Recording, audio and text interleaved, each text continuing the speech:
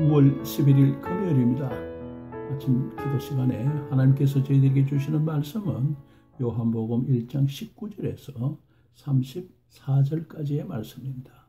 제가 봉독하며 또 함께 저희들이 상고할 때에 성령님께서 형제자매 여러분들과 또 저에게 함께 하시기를 바랍니다.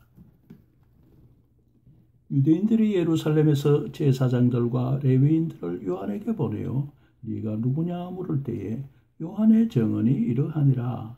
요한이 드러내어 말하고 숨기지 아니하니 드러내어 하는 말이 나는 그리스도가 아니라 한데 또 묻되 그러면 누구냐 네가 엘리야냐 이르되 나는 아니라 또 묻되 네가 그 선지자냐 대답하라 아니라 또 말하되 누구냐 우리를 보낸 이들에게 대답하게 하라.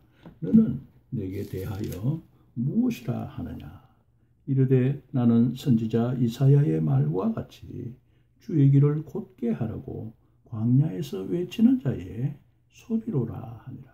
그들은 바리새인들이 보낸 자라. 또 물어가로되 네가 만일 그리스도도 아니요 엘리야도 아니요 또 그 선지자도 아닐진데 어찌하여 세례를 베푸느냐. 요한이 대답하되 나는 물로 세례를 베풀거니와 너희 가운데서 너희가 알지 못하는 한 사람이 있었으니 곧 내 뒤에 오시는 그이라. 나는 그의 신발끈을 풀기도 감당하지 못하겠노라 하더라.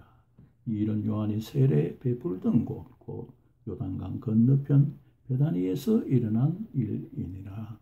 이튿날 요한이 예수께서 자기에게 나오심을 보고 이르되 보라 세상 죄를 지고 가는 하나님의 어린 양이로다. 내가 전에 말하기를 내 뒤에 오는 사람이 있는데 나보다 앞선 것은 그가 나보다 먼저 계심이라 한 것이 이 사람을 가리킴이라. 나도 그를 알지 못하였으나 내가 와서 물로 세례를 베푸는 것은 그를 이스라엘에 나타내려 함이라 하니라. 요한이 또 정언하여 이르되 내가 봄에 성령이 비둘기같이 하늘로부터 내려와서 그의 위에 머물렀더라. 나도 그를 알지 못하였으나 나를 보내어 물로 세례를 베풀라 하신 그이가 나에게 말씀하시되 성령이 내려서 누구 위에든지 머무는 것을 보거든 그가 곧 성령으로 세례를 베푸는 이인 줄 알라 하시기에 내가 보고 그가 하나님의 아들이심을 증언하였노라 하니라. 아멘.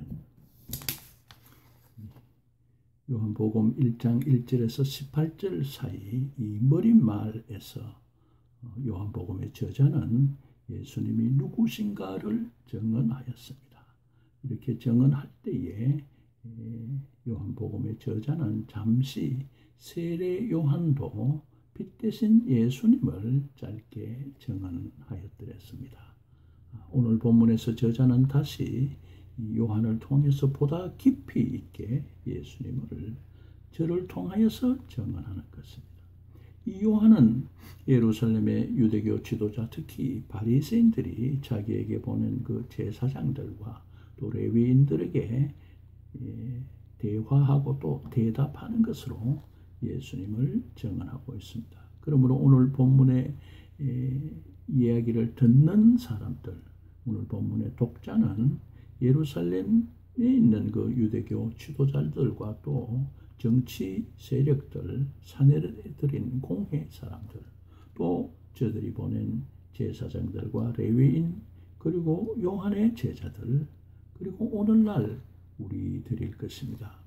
기원전 63년에 유대의 하스모니안 왕조가 로마 제국에 의해서 무너지고 로마 제국의 지배를 받게 되면서 유대인들은 구약의 예언을 따라서 메시아가 올 것을 기대하였습니다. 그 메시아가 오기 앞서서 말라기에서 말씀하시는 그 엘리야 혹은 신명기에서 말한 모세와 같은 선지자가 올 것을 고대하였습니다. 많은 사람들이 이 요단 강가에서 회개의 말씀을 외치면서 세례를 베푸는 그 요한에게 나아갔더랬습니다. 그러므로 유대교의 그 유대교 지도자들도 이 사람이, 이 요한이 누구인지 비상한 관심을 가지고 보았을 것입니다. 그래서 사람을 요한에게 보내어서 오늘과 같은 이런 대화를 가지게 된 것이죠. 먼저 예루살렘에서 온 유대인이 요한에게 3번 묻습니다. 오늘 이 요한복음에서 유대인이라고 하면 유대인 전체 일반적인 유대인을 말하는 것이 아니고 유대 종교 지도자, 정치 세력 등 예수를 대적하는 특정 무리들을 말한다는 것을 저희들이 또 기억할 수 있기를 바랍니다. 이 유대인들이 요한에게 3번이나 묻습니다. 네가 누구냐? 요한은 첫 번째로 나는 그리스도가 아니다 하고 닫는고 말하고 있습니다. 두 번째는 예수님께서 말세에 보내실 엘리야도 아니고 또 다시 올 모세와 같은 선지자도 아님을 말하였습니다. 나는 그럼 누구냐?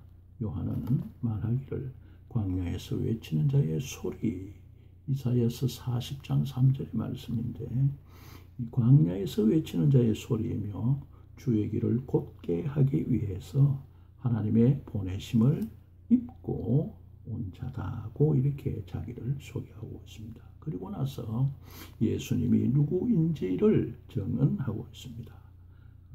요한이 증언하는 예수는 첫 번째, 유대인들이 알지 못하는 이이고 또 내 뒤에 오시는 이, 또 그는 내가 그의 신발끈을 풀 가치조차도 없는 그렇게 위대하신 분이시다고 말하면서 두 번째로 세상 죄를 지고 가는 하나님의 어린 양이라고 말하고 있습니다. 출애굽에 앞서서 유대의 그 유월절 해지기 전 죽임을 당한 어린 양의 피를 인하여 이스라엘 백성들이 죽임을 피하였습니다. 예수님은 이처럼 유대인들뿐 아니라 모든 세상 사람들을 위하여 구속의 죽으심을 죽으시는 하나님의 유월절 어린 양이 된다고 위대한 고백을 한 것입니다. 세 번째로 하나님께서 친히 성령을 그에게 보내시고 그는 성령으로 세례를 주시는 분이라고 고백하고 있습니다. 마지막으로 예수는 하나님의 아들이시다고 요한은 증거하고 있는 것입니다. 요한은 그의 증거가 하나님이 주신 참된 것이라고 다는고 말하고 있습니다. 요한도 맨 처음에는 예수를 알지 못하였다고 2번이나 말하고 있습니다. 그러나 자기를 보내어서 세례를 베풀게 하신 하나님께서 말씀하시기를 하나님께서 성령을 보내어서 머물게 할 때에 그 성령이 머무는 자 그가 곧 성령으로 세례를 베풀 것이라고 하였는데 이 요한은 바로 예수 그리스도에게 하나님이 보내신 그 성령이 머무는 것을 보고 예수께서 하나님의 아들인 것을 증거하였던 것입니다. 그리고 그가 성령으로 세례 주실 분이라고 확신하게 된 것입니다. 이 요한복음에서는 마태, 마가복음과 달리 세례 요한이라고 부르지 않습니다. 요한이라고 부르는 점에 저희들이 주목해야 할 것입니다. 앞으로 요한복음에서는 저도 요한이라고 성경 말씀을 따라서 그렇게 부르겠습니다.